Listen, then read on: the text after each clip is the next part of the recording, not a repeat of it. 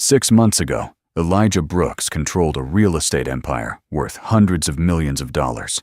He had the contracts, the penthouse, the woman who said she loved him. Then, one financial scandal wiped it all.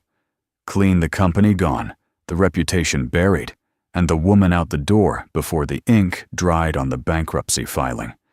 Now he sits alone on a worn park bench with less than $4,000 to his name, invisible to everyone passing by. Then, a woman pushing a food cart stops, calls him by name, and sets down a box of hot fried chicken without a word. Elijah has no idea who she is. But that meal is about to change everything.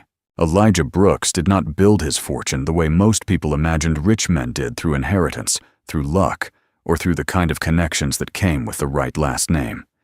He built it the hard way, starting with a single duplex in a working-class neighborhood outside of Atlanta, renovating it himself on weekends, with second-hand tools, and a back that ached for 3 days after every project. He understood those neighborhoods because he had grown up in one. He knew what it meant to live in a building where the heat cut out in January and the landlord never answered the phone. That understanding became his product, and his product became a company that eventually owned and managed over 40 residential properties across 6 states, all of them built for people who needed decent housing without a luxury price tag. By the time he turned 52, Elijah Brooks was the kind of man whose name appeared in business journals alongside words like visionary and self-made. His company, Brooks Housing Group, had housed tens of thousands of working families over 2 decades. He had been photographed at charity galas, quoted in congressional hearings on affordable housing policy, and invited to speak at universities about ethical development. He wore the success, well, not flashily, but with the quiet confidence of a man who had earned every dollar and knew exactly what it had cost him. What those articles rarely mentioned was what the success had actually taken from him. His wife Diana had died from a sudden cardiac event 11 years earlier, leaving him to navigate the company alone, while simultaneously carrying a grief he had never fully allowed himself to process. He had managed both, but not without cost. The son Diana left behind was grown, now living his own life in Portland, and Elijah had poured the space that grief left behind into work, into deals, into the next property and the one after that. He told himself it was purpose. It mostly was. But purpose and loneliness are not mutually exclusive, and Elijah had spent a long time pretending they were. Veronica Sloan had come into his life 4 years before the collapse. She was sharp, socially fluent, and understood the world of business and appearances in a way that Elijah found both useful and genuinely attractive. They were never the kind of couple who talked about the future in specific terms. No conversations about what came next. No real vulnerability traded between them. But she was there, and she was warm when she wanted to be. And Elijah had convinced himself that was enough. He would later understand that he had confused proximity for loyalty. It was an expensive mistake. Caleb Whitmore had been his CFO for 9 years. He was efficient, detail-oriented, and spoke the language of finance with the kind of fluency that made Elijah trust him with the parts of the business he himself found least interesting. Elijah was a builder. He understood land construction communities and people, the dense financial architecture of large-scale real estate investment, the layered debt instruments, the fund structures, the legal provisions buried in 100-page agreements. That was Caleb's territory, and Elijah had given him room to operate in it, almost without oversight. That was the first mistake. The second was believing that a man who smiled easily and spoke confidently had nothing to hide. What Caleb had been doing for at least 6 of those 9 years was not complicated in concept, only in execution.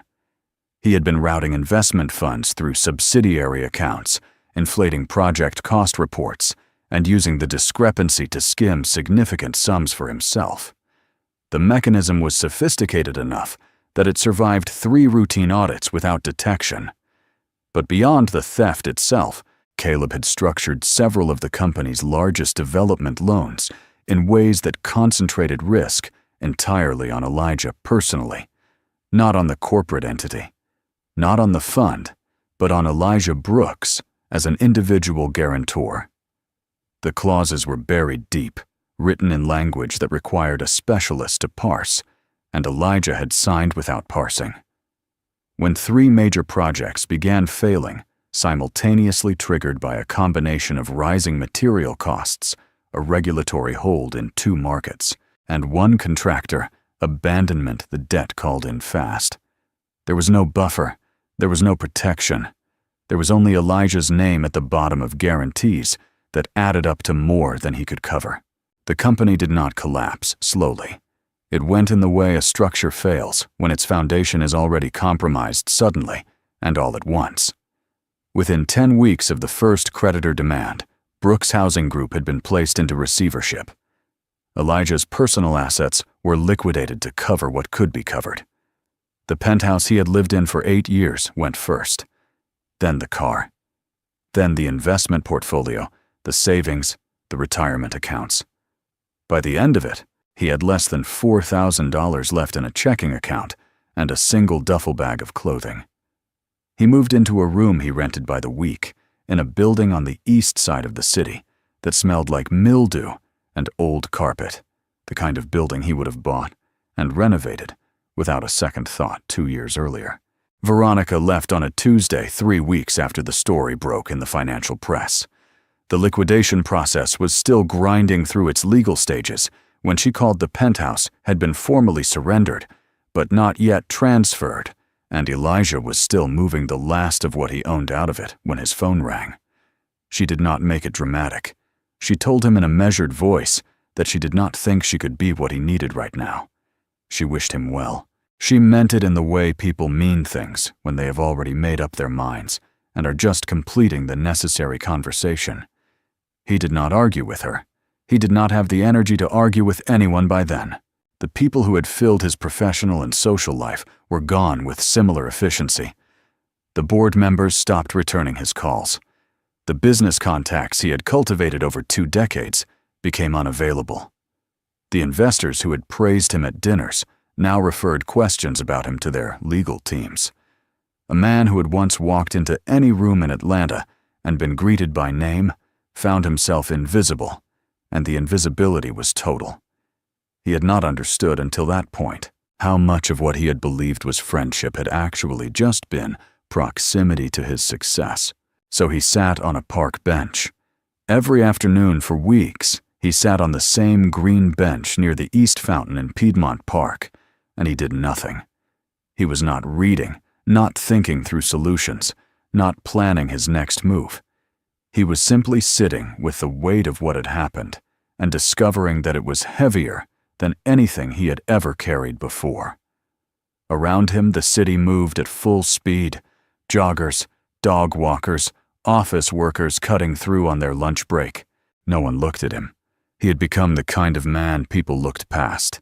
It was on one of those afternoons on a Wednesday in late October, with the light going flat and the air carrying the first real bite of winter, that a food cart appeared at the edge of the path he faced. The woman pushing it was somewhere in her mid-40s, with a composed, unhurried way of moving that seemed to belong to someone who had learned not to waste energy on panic. She parked the cart, adjusted something on the heating unit, and then looked up. Her eyes found him immediately, as if she had already known exactly where he was. She walked toward him with a white takeout box and sat down on the far end of the bench without asking permission. She set the box between them. The smell of fried chicken rose from it, warm and immediate, the kind of smell that cuts straight through whatever a person is trying to hold themselves together with. "Elijah Brooks," the woman said. It was not a question. He looked at her. He did not recognize her face, her voice, or anything about her. He was certain they had never met.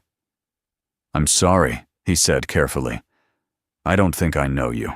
"You don't," she said. "But I know you. My name is Celeste Harper. 10 years ago, I had a food cart in New Orleans, and I was about 3 days away from losing it. You gave me $800, and a handwritten note that said something like, "Don't quit. The thing you're good at just because today was hard." She looked at the box, then back at him. I kept the note. Still have it.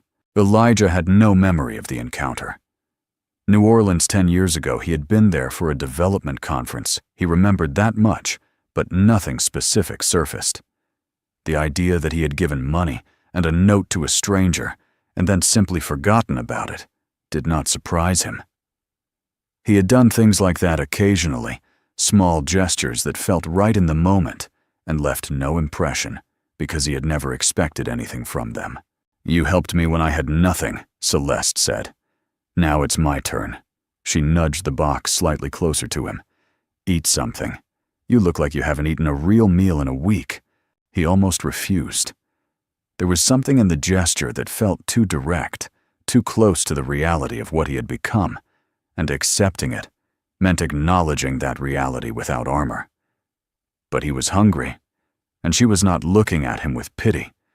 She was looking at him with the level, patient expression of someone who had been in a hard place herself and was not interested in making him feel small about it.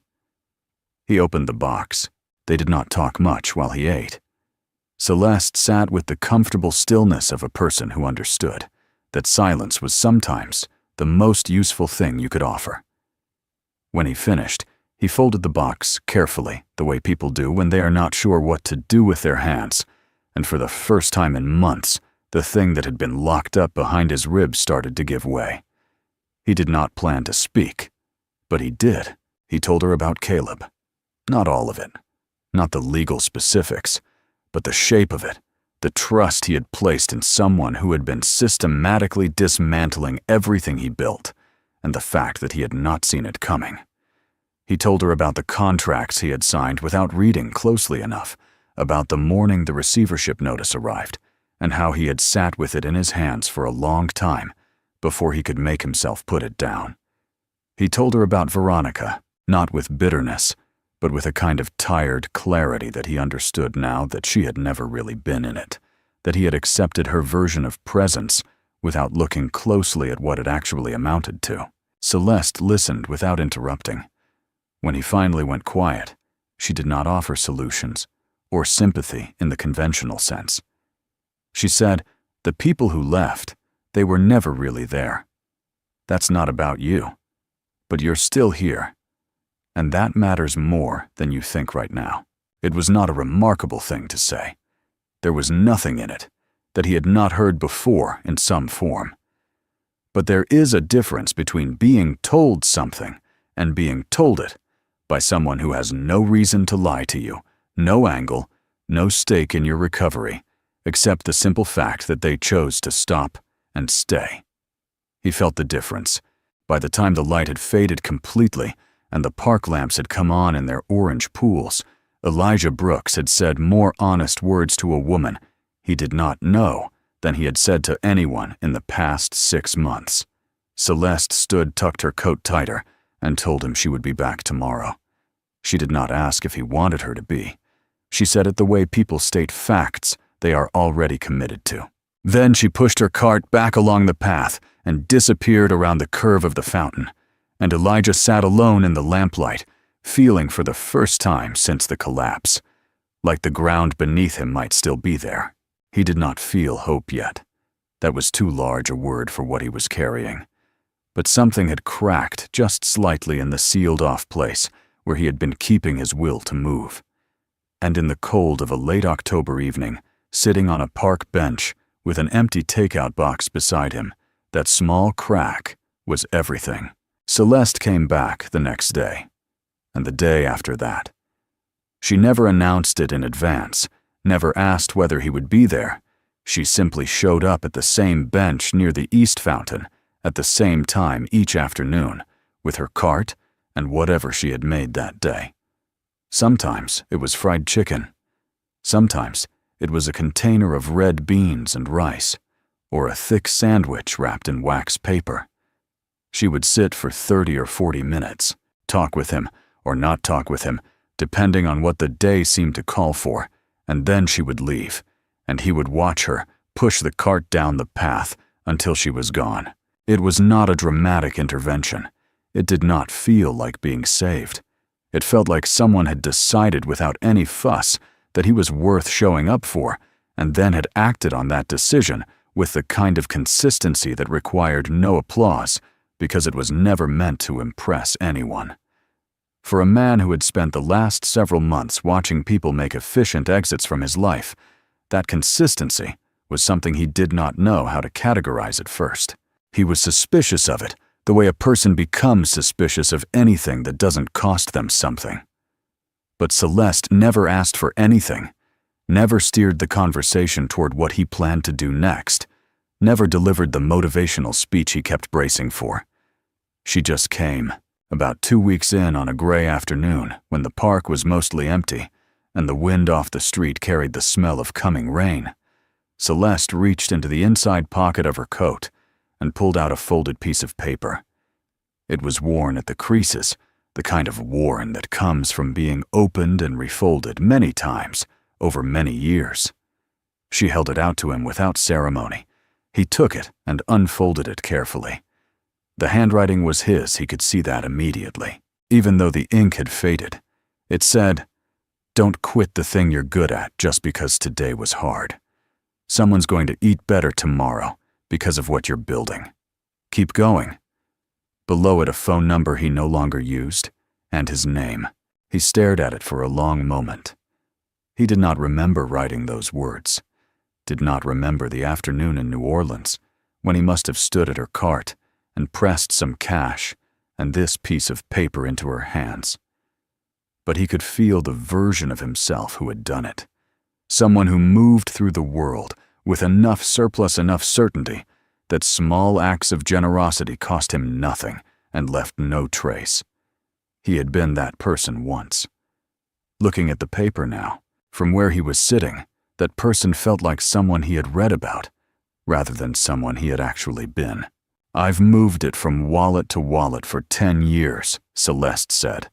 She was looking out at the fountain, not at him. Every time I thought about stopping, and there were a lot of those times, I read it again. Not because the words are extraordinary, but because a stranger thought I was worth stopping for. That meant something." Elijah folded the paper back along its original creases and handed it to her. He did not trust himself to say anything that would match the weight of what she had just given him, so he said nothing, and she accepted that, without any indication that it was insufficient. Meanwhile, the world outside the park had not softened in its assessment of him. The financial press had moved on to other stories, but what remained in the record was not kind.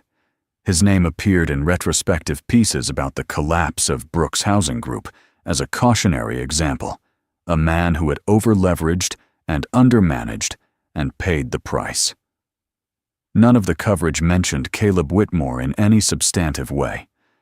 Caleb had left the company quietly in the months before the full collapse, and whatever he knew about the structure of the fraud, he had not been required to share it publicly.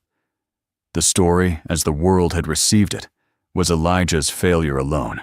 The creditors, who had not been fully satisfied by the liquidation, continued to make their presence known through letters and legal notices delivered to his rented room. He read each one with the numb, methodical attention of a man who has already accepted the worst and is simply processing its paperwork. He was 52 years old, functionally broke, and living in a room that cost him $210 a week. His reputation in the industry he had spent his career building was effectively finished. He could feel on certain mornings, before he could get himself moving, a heaviness that sat directly on the center of his chest and did not lift easily. The question of who he was without the company, without the money, without the career, it had no clean answer, and the absence of an answer was its own kind of weight. It was Celeste who noticed the boxes.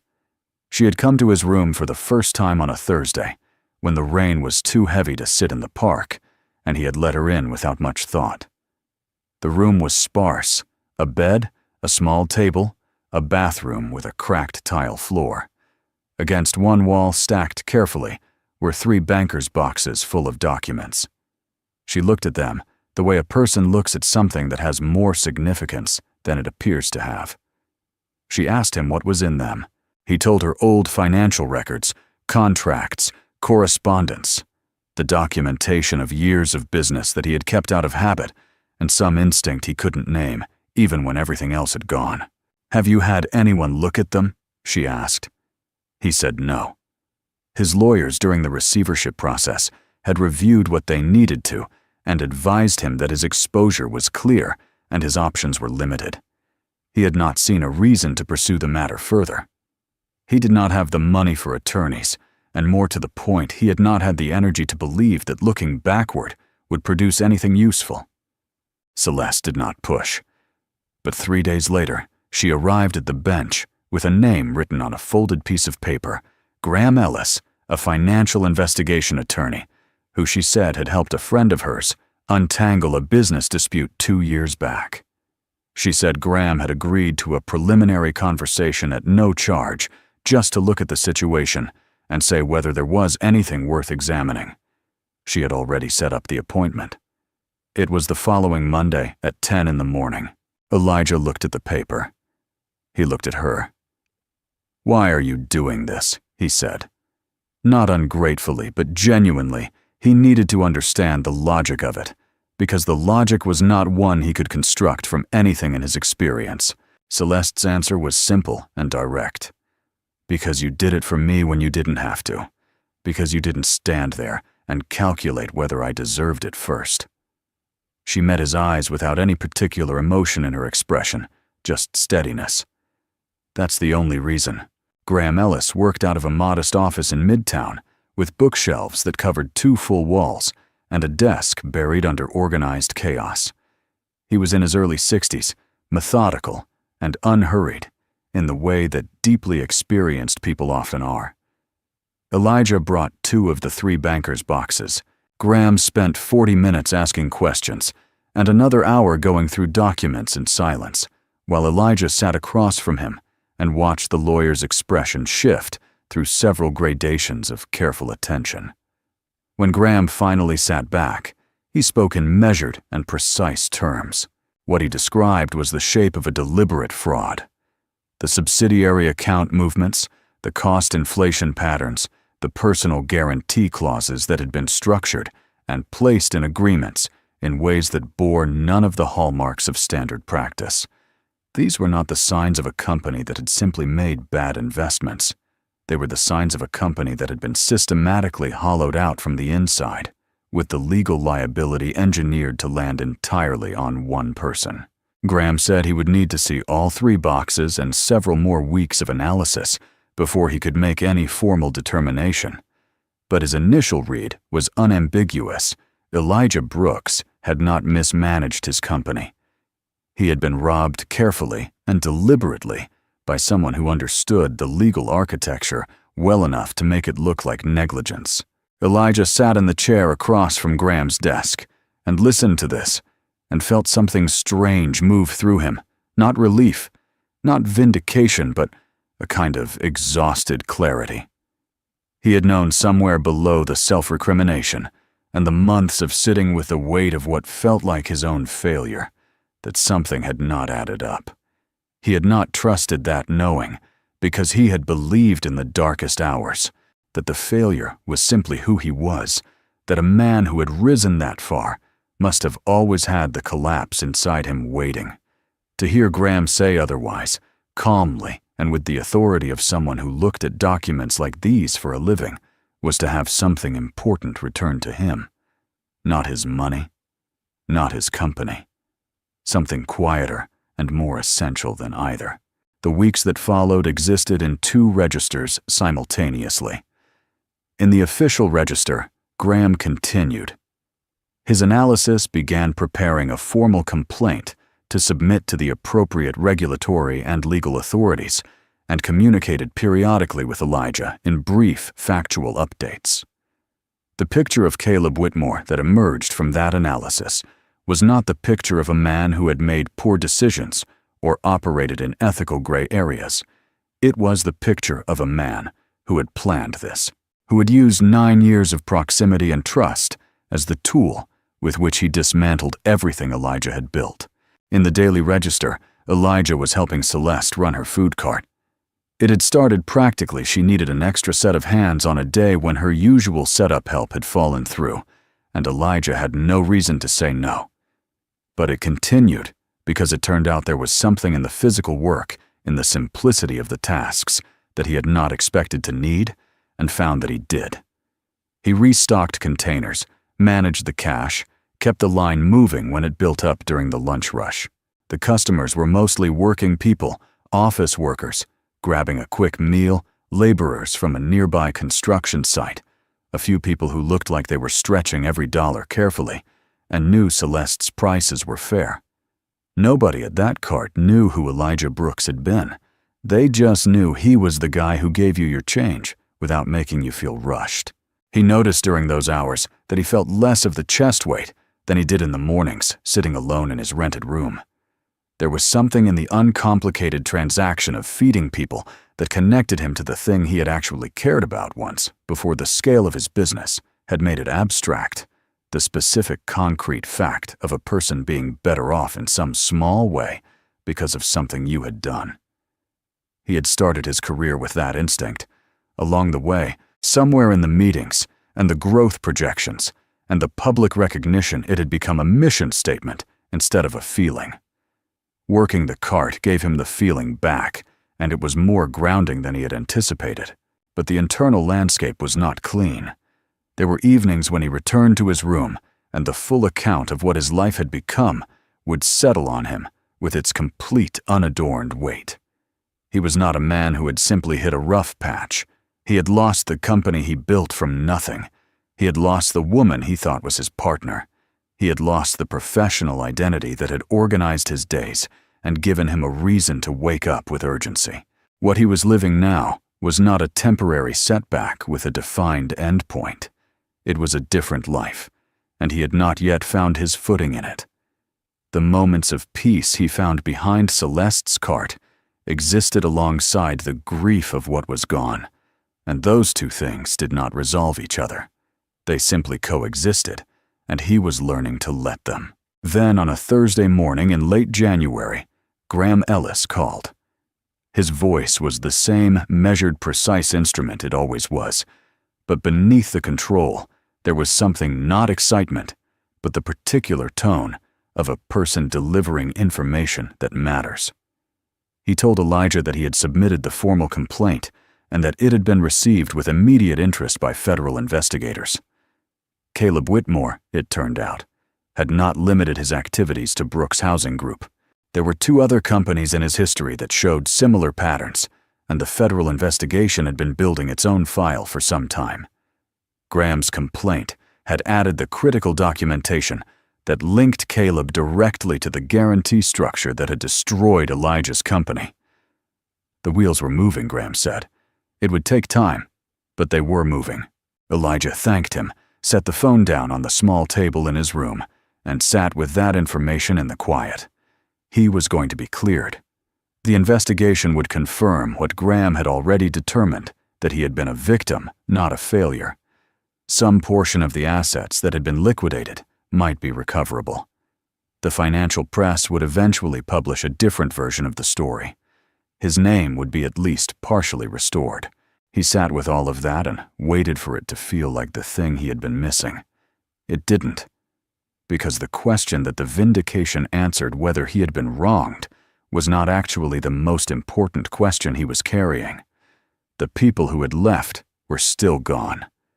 The woman who had stayed was the one he had handed $800 and a handwritten note to in New Orleans a decade ago, a person he had helped without thinking, and then forgotten entirely. The vindication told him he had been robbed. It did not tell him who he was now, or what he was supposed to build from what remained. Those questions belonged to him alone, and they were still waiting. The federal investigation moved at the pace that large legal processes always move, methodical, unglamorous, and indifferent to the urgency of the people caught inside it. By March, Caleb Whitmore had been formally charged with wire fraud securities, fraud, and breach of fiduciary duty across 3 separate cases, Brooks Housing Group being the largest and most documented among them. The story ran in the same publications that had covered the collapse, And this time, the framing was different. This time, Elijah's name appeared not as a cautionary example, but as the primary victim of a fraud that had been running for the better part of a decade. Graham Ellis gave a brief statement to the press. Elijah gave none. He read the coverage in his rented room on a Tuesday morning with a cup of coffee that had gone cold, and he felt more than anything a kind of exhausted relief, the relief not of winning something, but of being released from a false verdict. The months of sitting with the public version of his failure had left a mark that did not simply dissolve because the record was now corrected, but what the cleared record could not do was answer the question that had been forming in him since that Thursday morning, when Graham called not who had wronged him, but what he had allowed to happen to himself long before Caleb Whitmore entered the picture. What he had been before any of it was a man who understood a specific kind of human need and had built something real in response to it. The instinct that drove him to renovate that first duplex had been genuine, rooted in memory, in the specific knowledge of what bad housing costs a person in energy and dignity and daily hope. That instinct had been true. What had happened over the years was not that it turned corrupt, but that it got buried. The scale of the company, the recognition, the public profile layer after layer had accumulated over the original thing until what remained visible was the empire, and the empire had come to feel like the point. He had not noticed the burial while it was happening. That was the part that belonged to him, separate from the fraud and the collapse. The slow drift away from the reason he had started, and the failure to notice he had drifted. Celeste came to the bench the day the coverage ran as she always did. She had seen the news. She did not make it a celebration, did not arrive with anything other than the same container of food and the same composed, unhurried presence she had brought every day for the past 5 months. She sat and they talked, and at some point Elijah said something that had been forming in him for weeks without finding its shape until that moment. "I keep thinking about what I'm supposed to do with being cleared," he said. "Like there's a next move I'm supposed to make. Get back into the industry, rebuild the portfolio, prove something." He looked at the fountain across the path, the water moving steadily in the cold air. "But every time I try to make that feel like what I want, it doesn't. It just feels like going back to being someone I already know the ending of." Celeste took that in without rushing to fill the space. When she spoke, she said, what felt real before all of it got so big. He did not have to think about it for long. "The first few buildings," he said, when I could still walk through every unit and know what it meant to the person living there. When it wasn't about the portfolio, it was just about the building, and the building was just about the people." He stopped. "I haven't thought about it that way in a long time." The asset recovery process, when it concluded several months later, returned to Elijah a fraction of what had been lost. Not the bulk of his former wealth, not enough to restart anything resembling Brooks Housing Group at its scale, but a sum that was real and usable, and represented in Graham's phrasing a meaningful partial restoration. It was not a fortune. It was a beginning if he chose to use it as one. He spent 3 weeks sitting with the question of what that beginning should look like, and at the end of those 3 weeks the answer was not complicated. It was actually the least complicated thing he had decided in years. He wanted to build something small, something where the distance between the work and the person it served was short enough to feel, something that started from the same instinct that had made him renovate that first duplex on weekends, with second-hand tools and an aching back. The instinct that a person's daily circumstances mattered, that small dignities were not small at all, and that the most useful thing you could do with whatever surplus you had was to direct it toward the people who had the least margin for error in their lives. He went to Celeste with the idea on a Thursday afternoon, sitting behind her cart during the slow hour after the lunch rush when the street was quiet.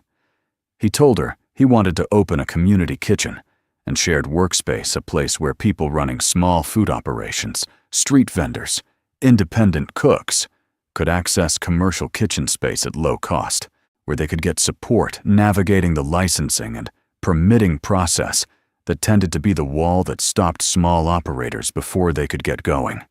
He had watched Celeste work long enough to understand what that wall looked like in practice. He had lived long enough to know that the people who needed help navigating systems were rarely the people those systems were designed to help. He told her he did not want to run it alone. He told her he wanted her to be the one who ran it with him, not as an employee, not as an advisor, but as a co-founder, as an equal. He said it plainly, without theater, the way he had learned to say things in the months since the collapse had stripped away his appetite for anything performative. Celeste listened to the whole proposal without interrupting. When he finished, she looked at him with an expression that was not quite surprise and not quite amusement, but somewhere between the two. "You know this isn't going to make you rich again," she said. "I know," he said. "And you're okay with that?" It was not a question, but he answered it anyway. "Yeah," he said.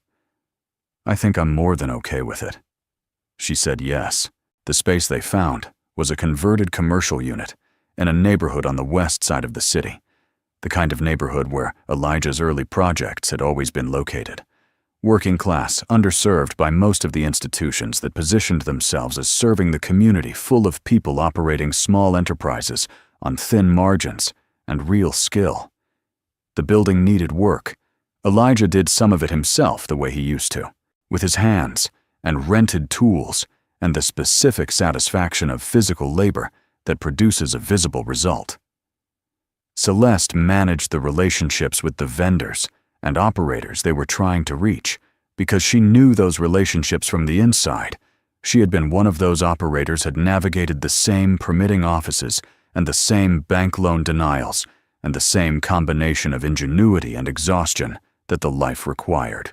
They named it the Harbor, not because it was grand or because the name had particular symbolic weight, but because a harbor is simply a place where vessels can come in from difficult water, and that seemed honest about what they were trying to offer.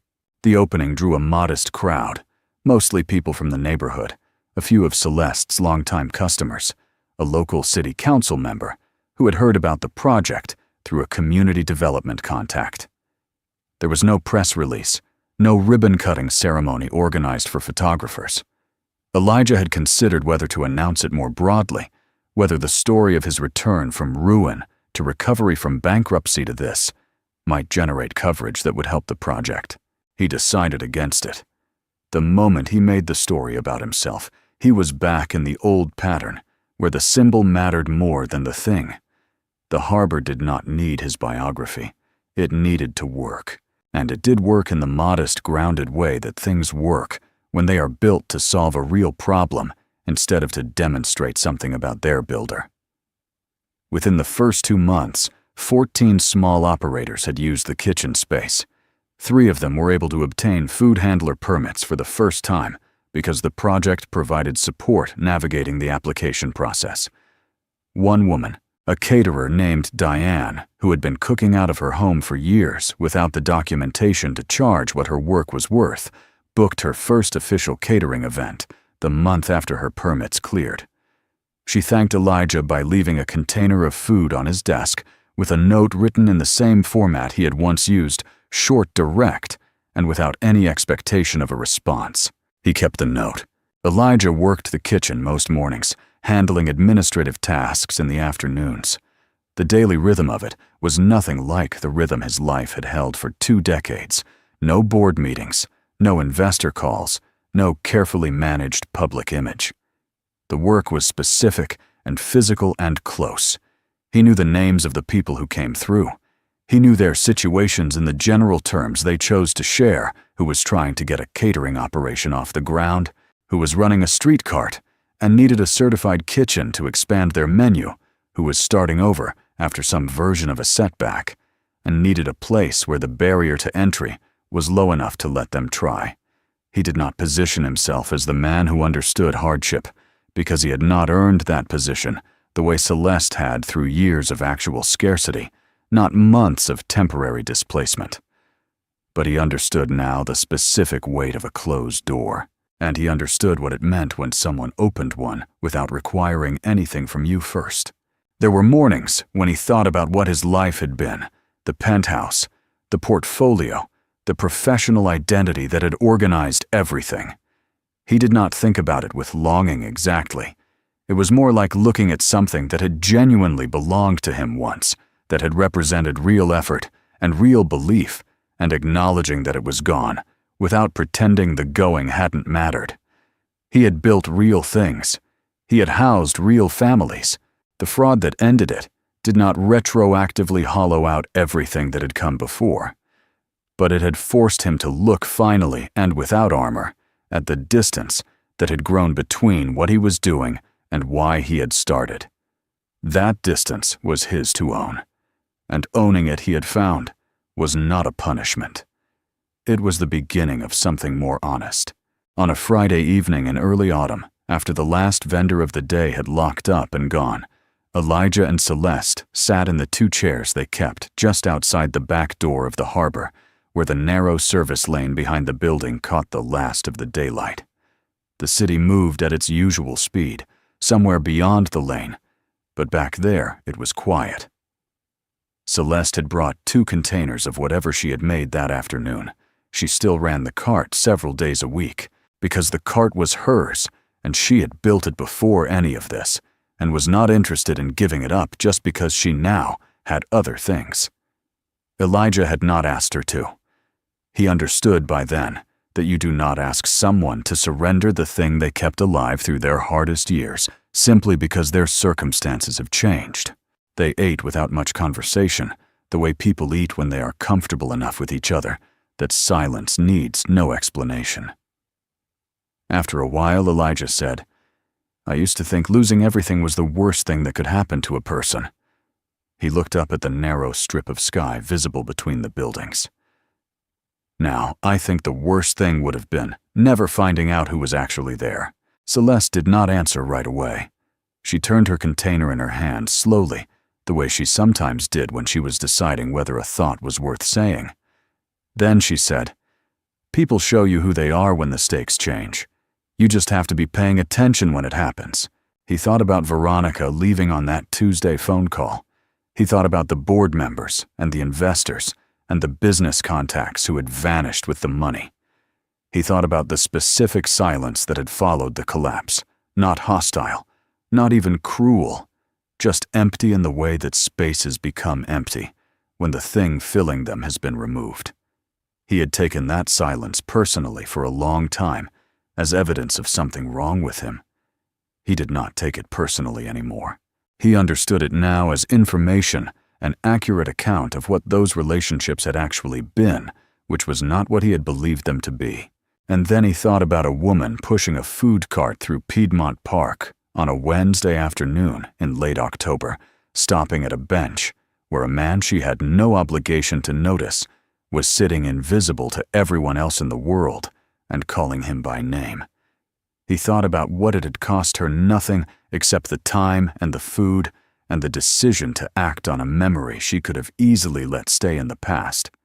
He thought about how, of all the things that had happened to him in 52 years, the building of a company from nothing, the public recognition, the wealth, the loss of all of it, the most important thing might have been a handwritten note. He had no memory of writing, returning to him when he needed it most in the hands of the person he had given it to. Money could fill a room with people he had learned. It could generate warmth and interest and the convincing appearance of loyalty. But it could not tell you which of those people had chosen to be there and which were simply occupying the space that wealth creates around itself. That distinction only became visible when the money was gone and the room emptied out, and you could finally see who was still standing in the doorway. Celeste Harper had been standing in that doorway, not because she owed him anything, and not because she expected anything, but because 10 years ago he had stopped for her, and some things it turned out were worth remembering. The lane behind the harbor was quiet. The city moved beyond it. And Elijah Brooks, who had once controlled hundreds of millions of dollars and lost all of it, sat in a second-hand chair eating a meal someone else had made and felt, for the first time in longer than he could accurately measure, that he was exactly where he was supposed to be.